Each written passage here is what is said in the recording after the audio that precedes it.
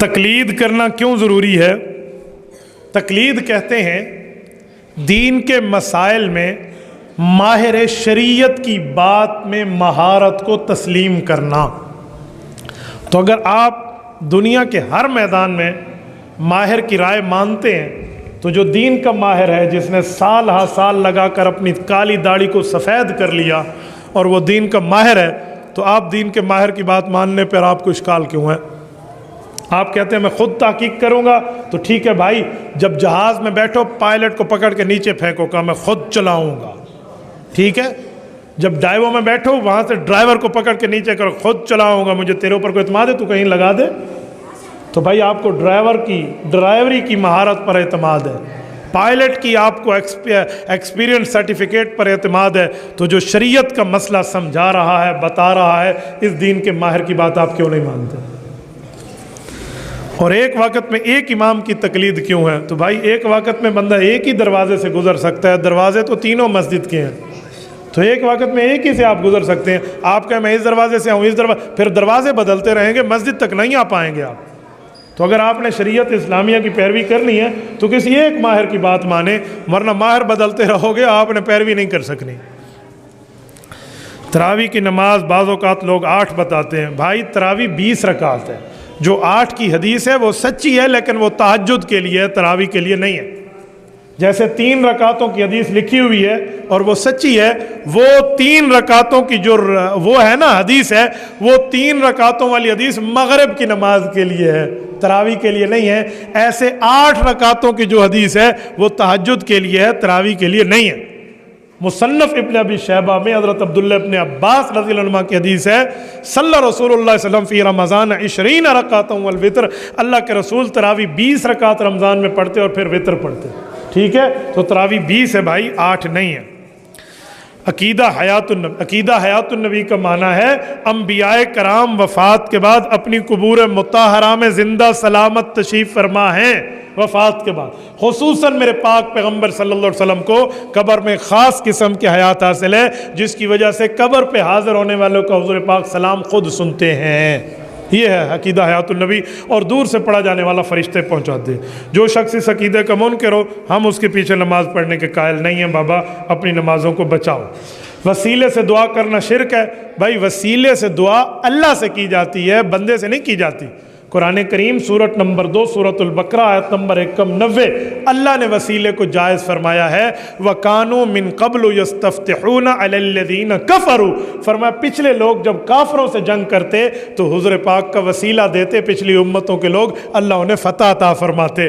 تو یہ وسیلے کی بات کو رب کریم نے قرآن میں بطور جواز نقل کیا ہے، اس پر رد نہیں کیا۔ تو اس طرح مانگیں اللہ حضور کے وسیلے سے ہمیں دے دے، اللہ صحابہ اہل بیت کے وسیلے سے ہمیں دے دے، تو یہ اللہ سے مانگنا ہے، اللہ سے مانگنا کبھی شرک نہیں ہوتا۔ بغیر وسیلے کے دعا، جی بالکل بغیر وسیلے کے بھی دعا قبول ہوتی ہے، ہم وسیلے کے بغیر دعا کے منکر نہیں ہیں، وسیلے کے ساتھ بھی مانگ سکتے ہیں، وسیلے کے بغیر بھی، پر مانگنا اللہ سے ہے۔ عورتوں کا قبرستان جانا کیسے ہے؟ شرائط کے ساتھ جائز ہے۔ شرط یہ ہے عورت با پردہ ہو کر جائے، وہاں پر شور شرابہ نہ کرے، وہاں پر قبروں کو سجدہ نہ کرے، غیر اللہ کی پوجا ہونے کے معاملے نہ کرے، ایصال ثواب کے لیے جائے، اپنے ابا کی، اپنے اماں کی، اپنے خاوند کی، اپنے بچوں کی، اپنے بھائی کی، اپنی بہن کی قبر کے لیے جائے، زیارت پہ وہاں جا کر پڑھے، اس کو کچھ بخشے اور اللہ سے اپنی مغفرت مانگے تو جائز ہے، ورنہ اس کے علاوہ تو مرد کا جانا بھی جائز نہیں ہے۔ اس لیے عورت مرد کا فرق آپ کیوں کر رہے ہیں؟ کیا برادری کے علاوہ دوسری برادری میں شادی کرنا گناہ ہے؟ جی بالکل جھوٹ ہے، ایسا کچھ بھی نہیں ہے۔ برادری کے علاوہ اگر ماں باپ چاہیں تو دوسری برادری میں بھی شادی کر سکتے ہیں، شادی کرنا لینے دینے کا کوئی مسئلہ نہیں ہے۔ رسالت امام علیہ السلام کی 4 بیٹیاں ہیں، چاروں سید زادی ہیں، حضور نے 3 رشتے اپنی برادری سے باہر کیے ہیں۔ ایک رشتہ اماں فاطمہ کا رضی اللہ عنہا اپنی برادری میں حضرت علی المرتضیٰ کو دیا ہے۔ 3 رشتے برادری سے باہر ہیں، بنو امیہ کے ہیں، حضرت ابو العاص رضی اللہ عنہ اور حضرت عثمان کو یک کے بعد دیگرے 2 ملے ہیں۔ یہ تینوں حضور کی بیٹیاں بنو امیہ میں گئی ہیں اور بنو ہاشم میں حضرت فاطمہ گئی ہیں، تو برادری میں بھی کر سکتے ہیں، برادری کے باہر بھی کر سکتے ہیں۔ رشتے میں ایک چیز ضرور دیکھا کریں کہ بندے کا کم از کم دیندار ہونا ضروری ہے۔ پہلے دین دیکھیں، تنخواہ نہ دیکھیں، پہلے اس کی جاب نہ دیکھیں، کاروبار نہ دیکھیں، حسن نہ دیکھیں، وہ چیزیں بعد میں، پہلے دین ہے۔ دین کے ساتھ حسن بھی ہو، خاندان بھی ہو، کاروبار بھی ہو تو واہ واہ، نہ ہو تو دین ضرور ہونا چاہیے۔ پہلے لوگ دین کو دیکھنے والے بنے۔ میرے دوستو، یہاں کچھ لوگ کہتے ہیں کہ 3 طلاقیں اکٹھی دو تو نہیں ہوتی۔ 3 طلاقیں جو بندہ اکٹھی دیتا ہے وہ گناہ کرتا ہے، غلط کرتا ہے۔ 3 طلاقیں اکٹھی دینا ناجائز اور بدعت ہے، لیکن جس بے ایمان نے 3 طلاقیں اکٹھی دے دی ہیں تو طلاق واقع ہو جاتی ہے۔ بھائی کسی کے چہرے پہ یوں تھپڑ مارنا گناہ ہے، لیکن کوئی بے ایمان مار دے تو لگ تو جاتی ہے۔ گولی مارنا کسی مسلمان کو غلط ہے، لیکن کوئی فائر کر دے تو اس سے اثر تو ہو جاتا ہے۔ تو 3 طلاقیں اکٹھی دینا جرم ہے، لیکن جو دے دیتا ہے تو طلاق واقع ہو جاتی ہے۔ صحیح بخاری جلد نمبر 2 کتاب الطلاق، باب من اجاز الطلاق الثلاث لقول اللہ تعالی۔ امام بخاری قرآن حدیث کی دلیلیں لے کر آئے ہیں صحیح بخاری جلد 2 میں کہ 3 طلاقیں دو تو 3 ہو جاتی ہیں۔